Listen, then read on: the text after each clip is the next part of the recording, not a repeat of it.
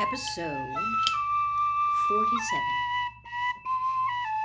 It was a clear, starry night.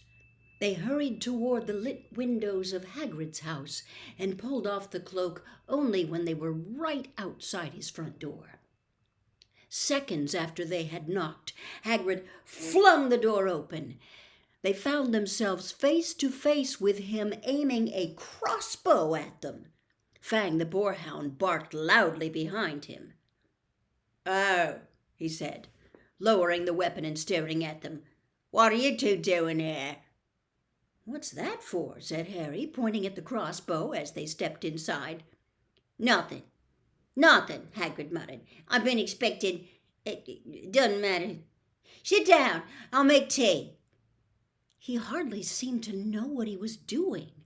He nearly extinguished the fire, spilling water from the kettle on it, and then smashed the teapot with a nervous jerk of his massive hand. "Are you okay, Hagrid?" said Harry. "Did you hear about Hermione?"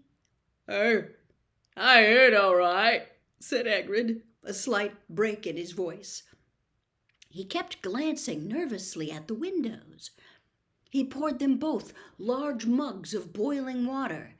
He had forgotten to add tea bags, and was just putting a slab of fruitcake on a plate when there was a loud knock on the door. Hagrid dropped the fruitcake. Harry and Ron exchanged panic-stricken looks, then threw the invisibility cloak back over themselves and retreated into a corner. Hagrid checked that they were hidden, seized his crossbow, and flung open his door once more. "Good evening, Hagrid." It was Dumbledore. He entered, looking deadly serious, and was followed by a second, very odd-looking man.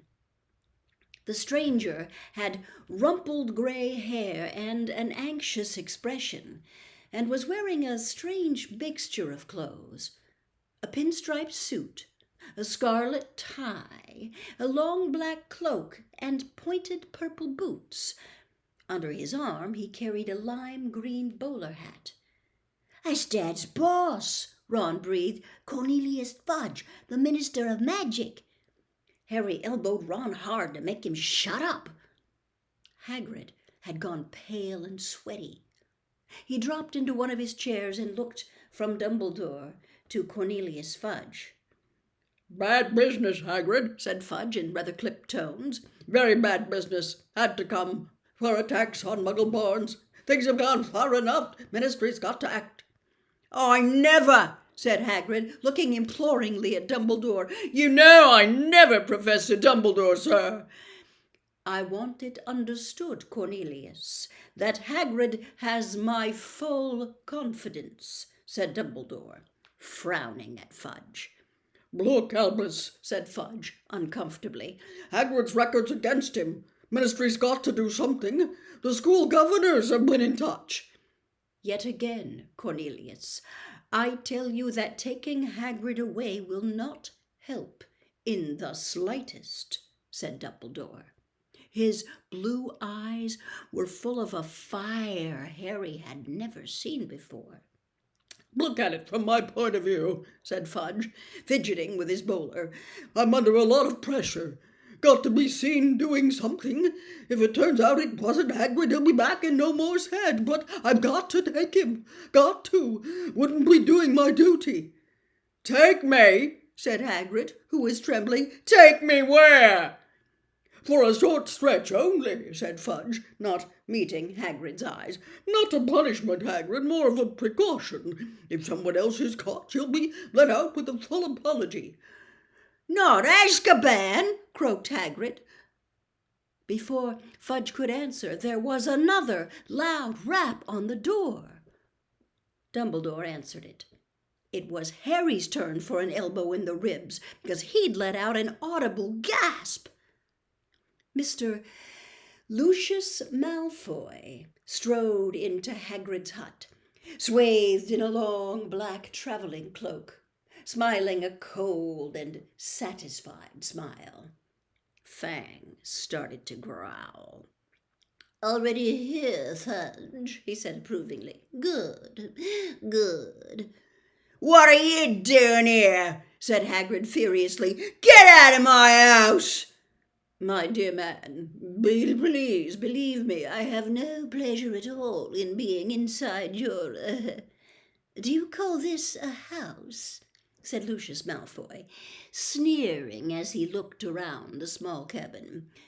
"I simply called the school and was told that the headmaster was here." "And what exactly did you want with me, Lucius?" said Dumbledore. He spoke politely, but the fire was still blazing in his blue eyes. "Dreadful thing, Dumbledore," said Malfoy lazily, taking out a long roll of parchment. "But the governors feel it's time for you to step aside. This is an order of suspension. You'll find all 12 signatures on it. I'm afraid we feel you're losing your touch.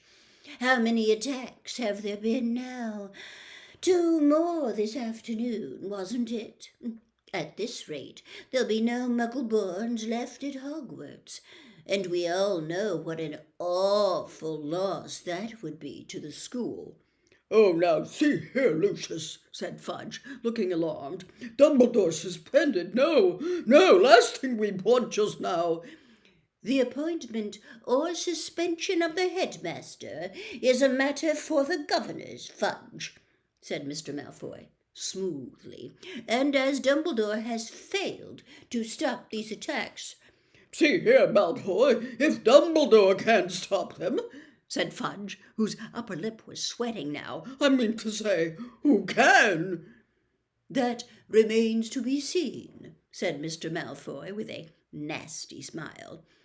"But as all 12 of us have voted—" Hagrid leapt to his feet, his shaggy black head grazing the ceiling. "And how many did you have to threaten and blackmail before they agreed, Malfoy? Eh?" he roared. "Dear, you know that temper of yours will lead you into trouble one of these days, Hagrid," said Mr. Malfoy. "I would advise you not to shout at the Azkaban guards like that. They won't like it at all." "You can't take Dumbledore!" yelled Hagrid, making Fang the Boar Hound cower and whimper in his basket. "Take him away and the Muggle-borns won't stand a chance! They'll be killing next!" "Calm yourself, Hagrid," said Dumbledore sharply. He looked at Lucius Malfoy. "If the governors want my removal, Lucius, I shall of course step aside." "But," stuttered Fudge. "No!" growled Hagrid. Dumbledore had not taken his bright blue eyes off Lucius Malfoy's cold grey ones. "However," said Dumbledore, speaking very slowly and clearly so that none of them could miss a word, "you will find that I will only truly have left this school when none here are loyal to me. You will also find that help will always be given at Hogwarts to those who ask for it." For a second, Harry was almost sure Dumbledore's eyes flickered toward the corner where he and Ron stood hidden. "Admirable sentiments," said Malfoy, bowing.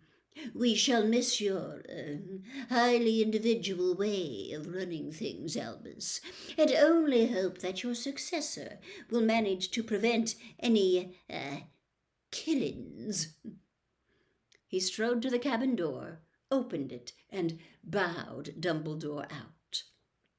Fudge, fiddling with his bowler, waited for Hagrid to go ahead of him, but Hagrid stood his ground, took a deep breath, and said carefully, "If anyone wanted to find out some stuff, all they'd have to do would be to follow the spiders.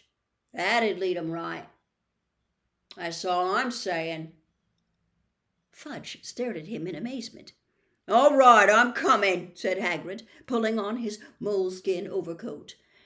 but as he was about to follow Fudge through the door, he stopped again and said loudly, "And someone'll need to feed Fang while I'm away." The door banged shut, and Ron pulled off the invisibility cloak.